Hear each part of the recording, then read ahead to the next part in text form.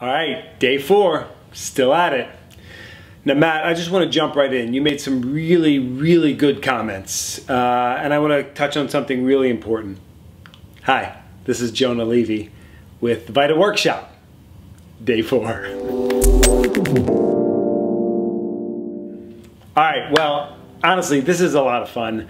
I said it the first time, I'm gonna say it again. I'm having a lot of fun doing this. I love this kind of playful banter, but also this thought-provoking conversation that we're having. I'm gonna post a couple pictures of my garden so you can see where we're at. It's been a lot of fun. But you brought up, our quarantine time. Yes, we are definitely living in drastically different times, which is why I think it's great that we're continuing this so we can stay connected, stay bonded, and also recognize that no matter how different anyone's experience is, not just in quarantine, but in life, there's room to come together. There's always space to really find commonality through conversation, through listening, through understanding. So that's why I love this format. Yes, my days are filled to the brim, and I love it.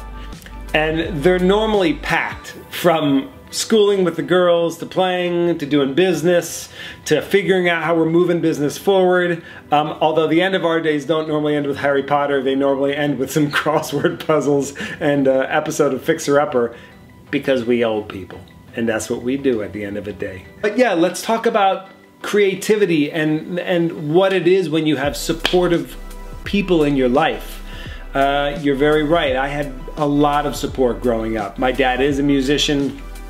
As a matter of fact, when I was 11 years old, I had my first shop set up in the laundry room of our house in Allentown, Pennsylvania, and my dad was all in with it. And in fact, when we had snow days, my dad was sitting down as my model, and I was gluing foam latex prosthetics on his face while I was practicing my skill set. Now, they weren't very good at the time because I was 12, 13, 14 years old, but having that support was huge. And honestly, I would not be where I am today if it weren't for the support of not only my parents, my grandparents, but also I had the support of people in the industry. I interned when I was a kid, 17, right out of high school.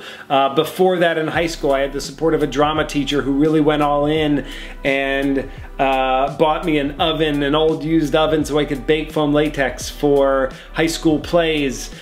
But I knew at a very early age that makeup was my passion. Matt, I think you made a really good point in the momentum of creativity, because it can come from all over. Being creative, no matter how long we're doing this, you can still find yourself up against the wall. So in the beginning, or 25, 26 years into your career, you can still find yourself running into the creative wall. So how do you push yourself forward? And those are really good questions to ask, and I definitely want to continue that in future videos, because making sure we as creatives are always finding an outlet is critical. But that's kind of the point of human existence, right? It's like we are the only animal that can wake up every day and choose to create. We can choose to paint, we can choose to cook, we can choose to garden, we can choose to read. We have that ability. So fostering that ability and pushing ourselves beyond what we've been doing before is really important. Matt, what do you think about that? We talk about that a lot in the shop, so I definitely want to hear a little bit more about what you feel in terms of pushing yourself and how others can push themselves to keep growing.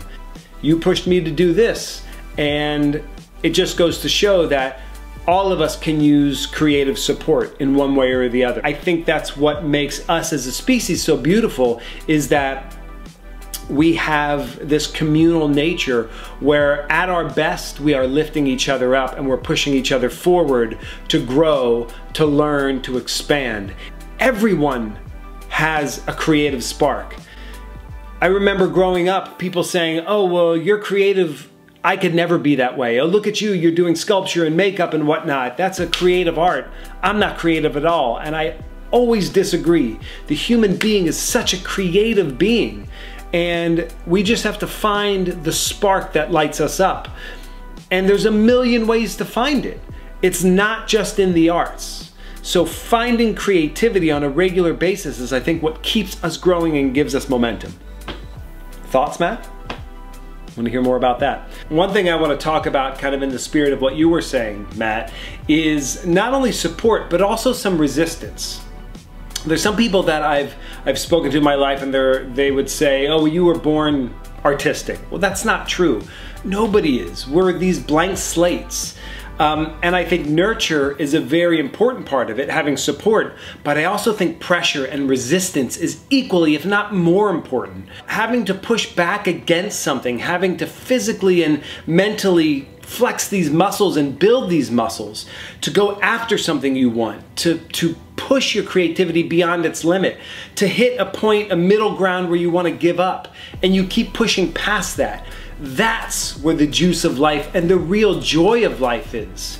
So if you're struggling with creativity, recognize everyone struggles with it. All we can really do is take a deep breath, assess what's going on, and move forward and figure a way around the problem. Solution-oriented mindset, right? So support's huge, but resistance is equally as huge. And don't shy away when you feel that resistance. In fact, push through it. You'll find that you've learned even bigger lessons by doing that. Love doing this. Can't wait to hear more on your thoughts. And anyone, if you have any comments that you'd like to address or you want us to talk about, let us know. I hope you're having fun watching this. We're having a ball making it.